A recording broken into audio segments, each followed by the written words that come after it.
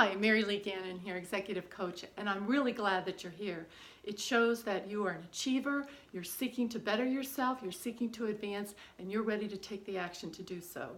This is part of the new Smart Leaders video series, and today I'm going to go over with you what it is to be a smart leader, how I see using these skills that I'm going to show you helps my clients and people advance in their careers, because I have observed over time successful people for a very, very long time. I've been in corporate America. I'm a CEO of a $24 million organization myself, and I watch what helps people propel themselves and the very behaviors that hold really good leaders back.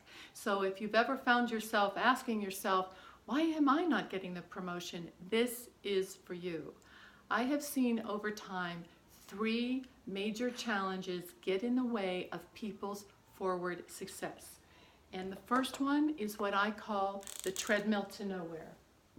So excuse my not great artistic ability, but I think that you understand what this is. This is when you're saying to yourself, I'll just work a little bit harder. I'll get another degree. I'll go to that conference. I'll watch that webinar. I'll do that video. I'll do that exercise. I just need to get a little bit more under my belt and then I'll be great. And you keep getting on this, and what happens, and I'm going to write this in red because danger zone, it keeps going faster and faster and faster. And what ends up happening? Are you getting a little farther? Are you getting what you want? No, but you're exhausted, right? You're tired.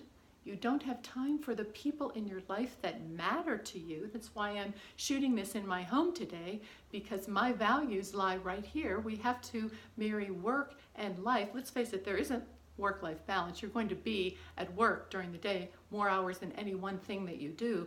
Let's hope for work-life integration, which does not include, when you get home, another treadmill to nowhere. I have to do the laundry, I have to clean the house, I have to mow the lawn, whatever it is, I have all these tasks when I get home. This is not a way of life, and it is not a way to lead. Second thing that I see shows up a lot when people are very committed to their own transformation, it's called, that degree that you have, all the right stuff. You have great experience. You went and got that second certification, an MBA. You have the background. You have the training. You have the experience. Why isn't it showing up in my life? Why am I not successful? Why am I not happy? And the third thing, and this is what I think is the most important, and it's what I coach around, because you can go out and get this stuff. You can keep working harder and harder, but it's not mattering. The most important thing, and this is what I think catches most people, is what I call the false mirror. It's when you look in the mirror and you say, but I have all this going on. I know what I know. I know what I don't know, but the truth is you don't know what you don't know. Think about that. You know what you know. You certainly know what you don't know. You know what somebody else has that you don't have. But you don't know what you don't know. And that could be your areas of opportunity, your strengths where you can shine, the it factor that positions you differently than anybody else, because you are so close to yourself that you can't be a third-party observer of yourself and see where you're actually sabotaging yourself. And maybe, worst case scenario, being identified as a stereotype. He's not executive material. She can't keep that temper under wraps. Once you get labeled that way, it's really difficult to undo that, and there are ways to do that, but really hard when you're trying to figure it out yourself. So let's talk about how to turn this around. This again, if you feel you're here, welcome to most of life. It's really difficult to get off this, but there is a way. So when you are a new smart leader, and these are all the things that we go over in my new smart leadership group, you are self-aware. That means you can look in the mirror and see yourself, but you can also be a little fly on the wall and observe yourself from a third-party perspective. That's where you not only look and see what you think you see, and only humans can do this. This ability to be an outside observer of our own behavior, unique to us, but we don't take advantage of it because we're too much on the treadmill to know we're working hard. This requires slowing down and observing yourself and saying, I see that I could be getting upset right here. I see that I might want to shut down at this meeting because I'm intimidated.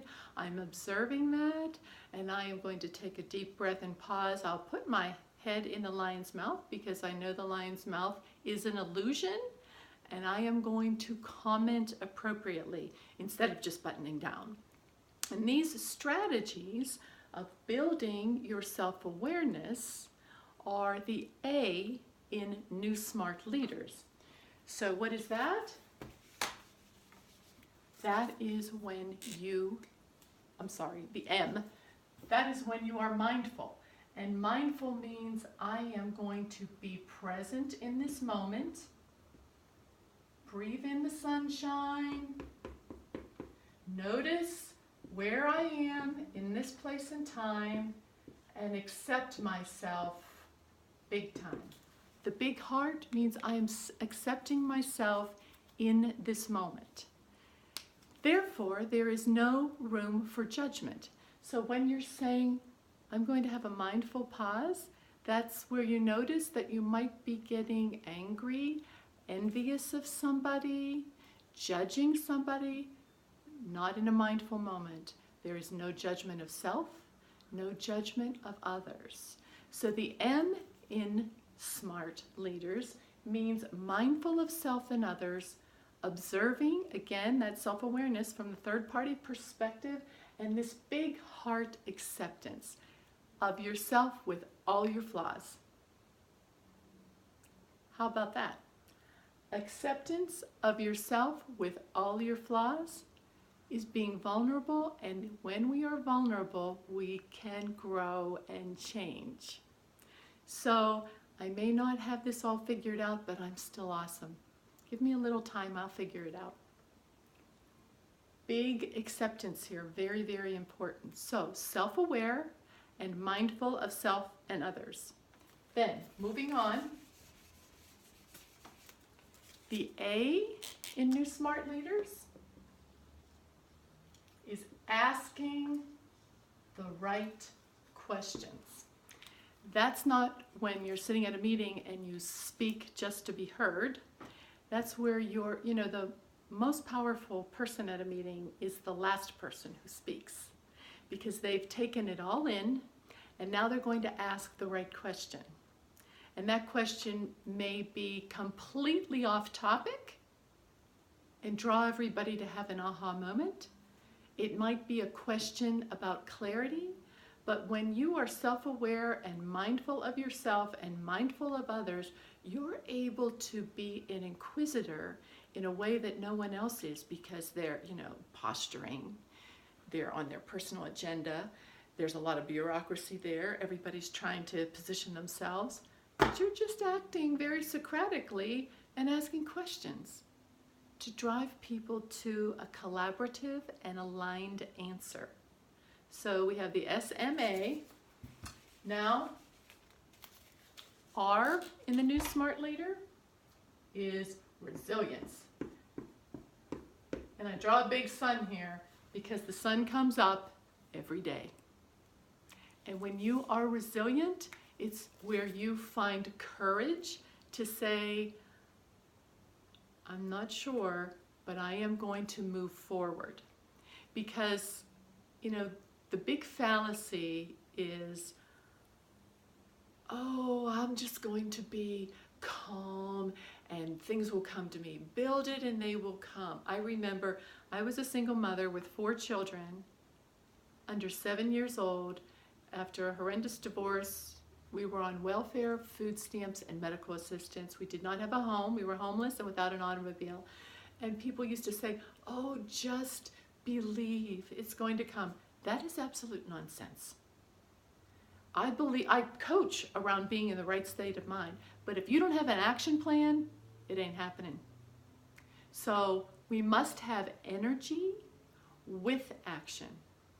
Energy first, but it must be followed by action. And resilience comes when you're able to say, I'm going to be mindful about this. I'm not going to get on that treadmill to nowhere. I'm not going to beat myself up with that self-defeating doubt in my head that says you're not, you're not smart enough, good looking enough, educated enough, fit enough, young enough, old enough. The enough ones, watch those I am statements. Resilience comes when you can say, I see that I could feel that way, but I am going to act anyway because I've been strategic about what I'm going to do. That is resilient. So I could have gotten on the treadmill to nowhere, and I spent a lot of time on that when I was trying to rebound myself and take care of my 4 children whose mouths were hanging open in front of me like baby birds. And I could have just run, but I was very particular about what type of career I would go in that would afford me the life that I wanted, because I don't think we revolve our lives around our career. I think we build our career around our life.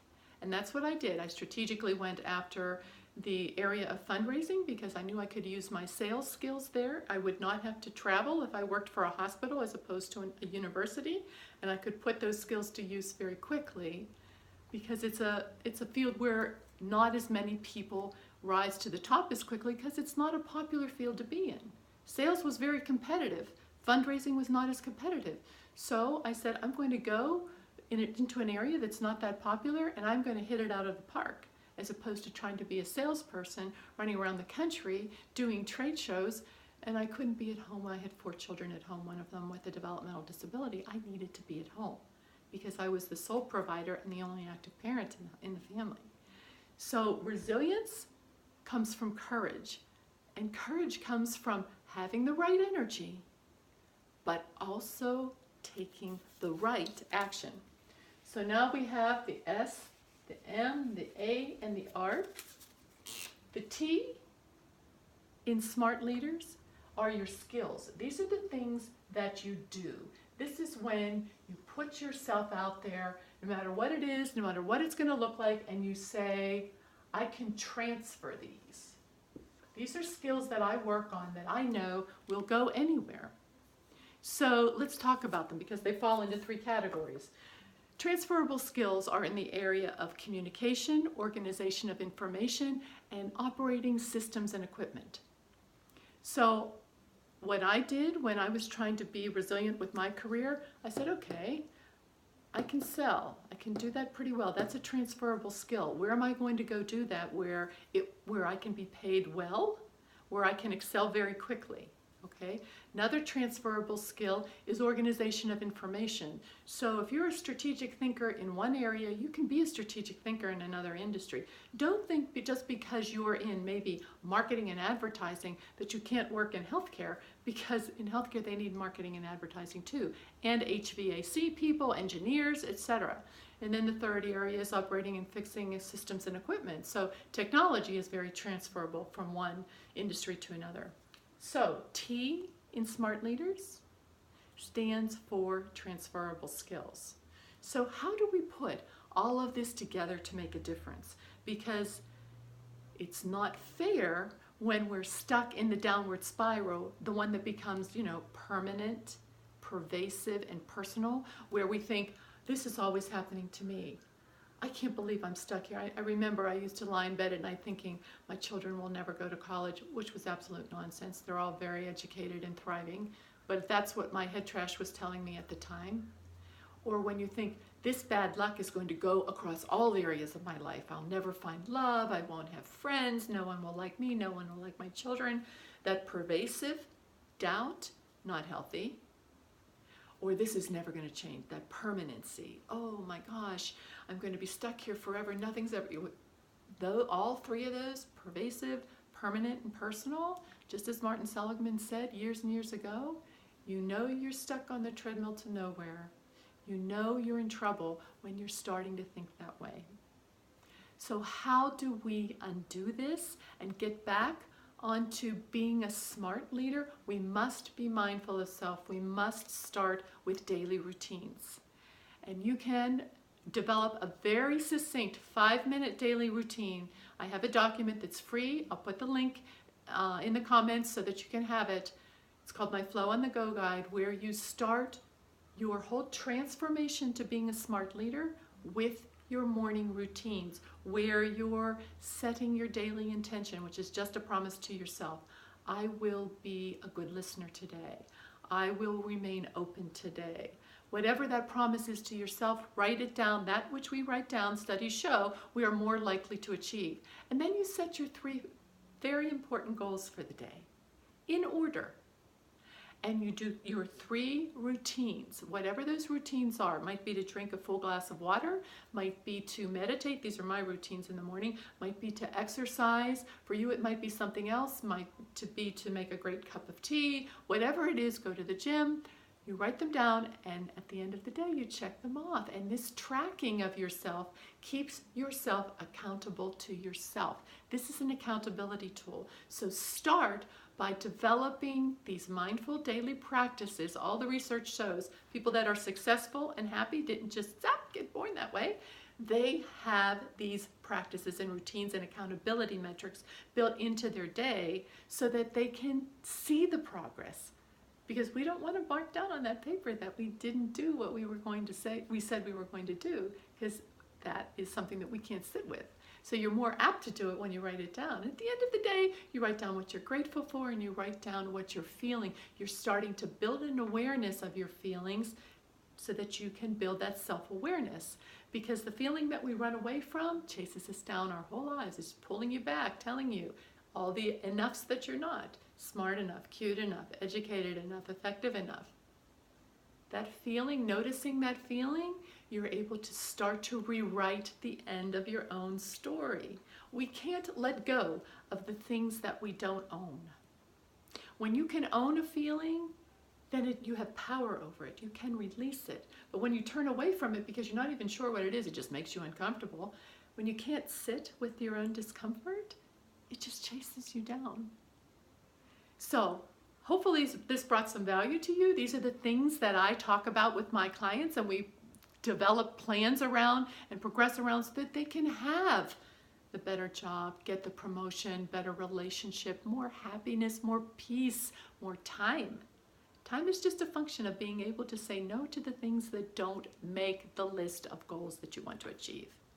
But the accountability for this is very difficult, and undoing the head trash between what is an assumption and what is a truth is really difficult without a coach and without that third-party perspective in building your self-awareness. So if you would like to get on a call with me for 15 minutes, quick call, just a really quick call. I'm not here to sell you anything. I just want to see if I can help you and give you a couple of pointers to advance you towards what you want to achieve. I'm happy to do that. I'll put a link in the comments that's a direct line to my calendar. You can set up a call with me. You can set up a call with me at any time on my website, but there's a whole form to fill out there. This is just a direct link to my calendar where you can set up an appointment. I've set up a few blocks in my schedule over the next couple of weeks, and it's just going to be for this couple of week time frame, and then I shut it down because I have clients in there. I coach after work from 5 to 6, 6 to 7 Eastern Standard Time, and I will have some empty blocks in my calendar just to hear what you're doing. You know, I coach, I have a great job, I'm very happy, but I coach because I want to see people not suffer on that treadmill to nowhere, because they don't teach this in business school. They don't teach this in MBA programs. This is about your own searching inside yourself to have what it is that you want. So I hope you'll set up an appointment with me so we can go over what you're struggling with right now and see if I can help you. And download that Flow on the Go guide, set up those routines, look for our next video. I can't wait to see you next time.